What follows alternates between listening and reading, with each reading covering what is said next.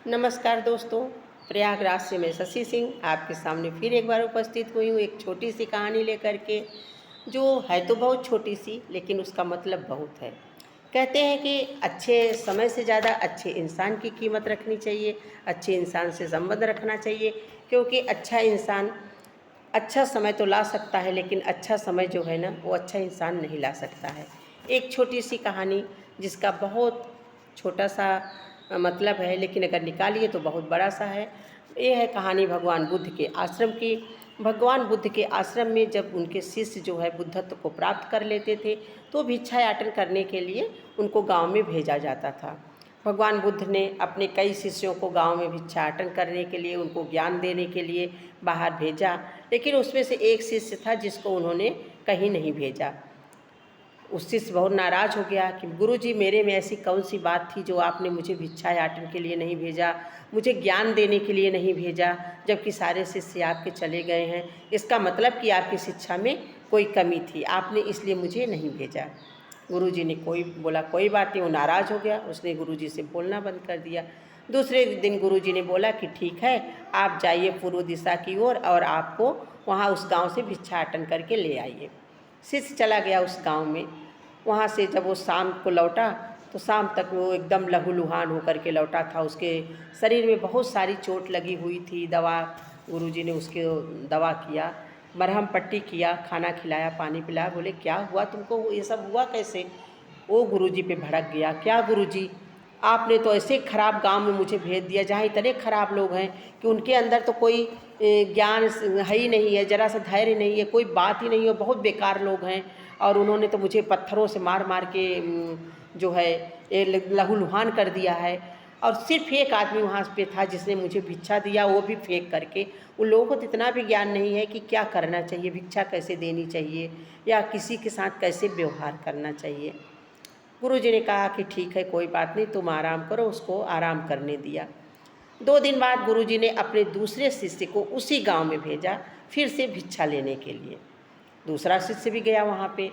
शाम को उसकी भी वही स्थिति हुई, वो उसी स्थिति में लौट करके आया। गुरुजी ने देखा, बोला क्या हुआ, तुम्हारी स्थिति कैसे हो गई ऐसी? तो उसने बताया कि गुरुजी, वहाँ के लोग जो है ना बहुत भोले हैं, उनको कुछ भी नहीं आता है, वो कुछ भी नहीं जानते हैं कि भिक्षा कैसे देना चाहिए, आए गए अतिथि का स्वागत कैसे करना चाहिए, किसके साथ कैसा व्यवहार करना चाहिए।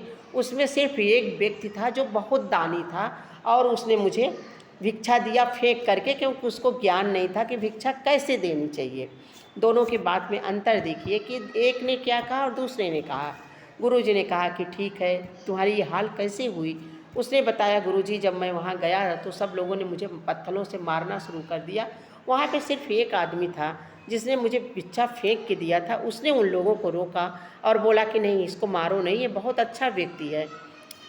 उसके बाद जब मैं गांव से निकलने लगा तो वहाँ पे एक बच्चा बीमार था।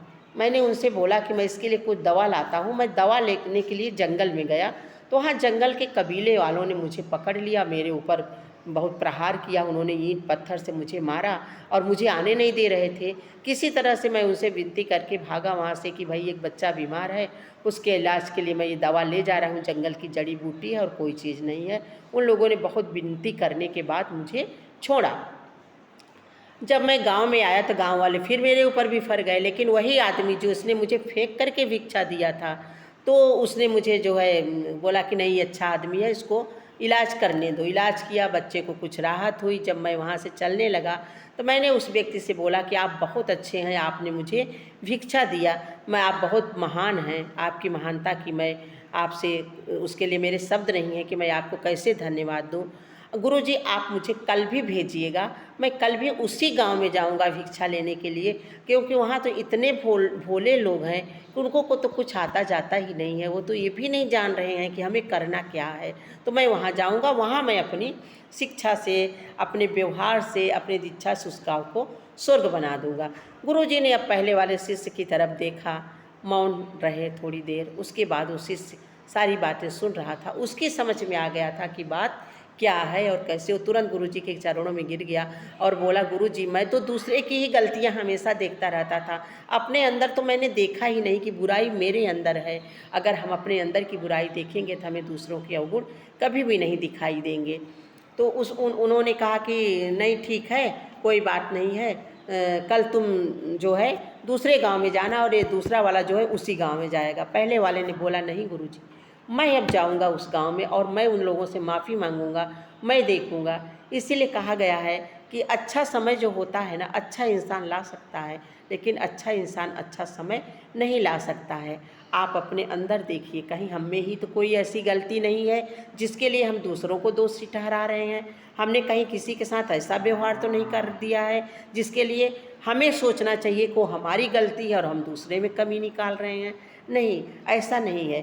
गलती हमारे अंदर भी बहुत होती है।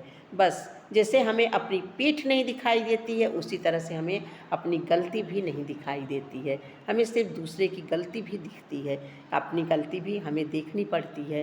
कहते हैं उन्नति एवं सफलता का जो मार्ग होता है ना, वो कष्ट एवं मुसीबतों से भरा होता है। हमारी ज़िंदगी भी इसी तरह से है। आपने देखा कि गौतम बुद्ध के आश्रम में दो शिष्य नहीं, शिष्य तो बहुत थे, लेकिन इन दो शिष्यों की कहानी इसमें कही गई है कि एक शिष्य उसी गांव में जा कर के उन्हीं लोगों के लिए कितने अच्छे शब्द बोला और दूसरा पहला शिष्य जो है कितने निम्न स्तर की बातें किए। क्यों? क्योंकि उसकी सोच वही थी, उसकी नज़र में सब खराब थे, वो सिर्फ अच्छा था। इसलिए आप भी देखिए अपने इर्द गिर्द, कहीं ऐसा तो नहीं कि आप उनकी गुरु गौतम बुद्ध जी के पहले वाले शिष्य बन रहे हैं। आप बनिए उनके दूसरे वाले शिष्य, और उन लोगों से जिनसे आपके थोड़े से भी संबंध खराब है उनसे अपनी बात करिए, उनको समझिए। हर इंसान जो होता है खराब नहीं होता है। आप अपने अंदर झांकिए, खुद को संभालिए, खुद को समझिए, तब जाकर के कहीं ज़िंदगी जो होती है सरल होती है।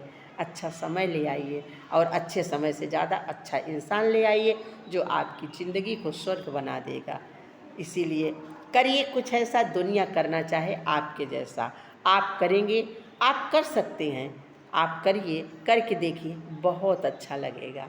नमस्कार, मैं शशि सिंह प्रयागराज से। सुनते रहिए इसी तरह की छोटी छोटी कहानियाँ जो हमारे जीवन में बहुत नए बदलाव लाएंगी। एक शब्द भी हमारे जीवन के लिए बहुत बदलाव लाता है, बहुत महत्व का होता है।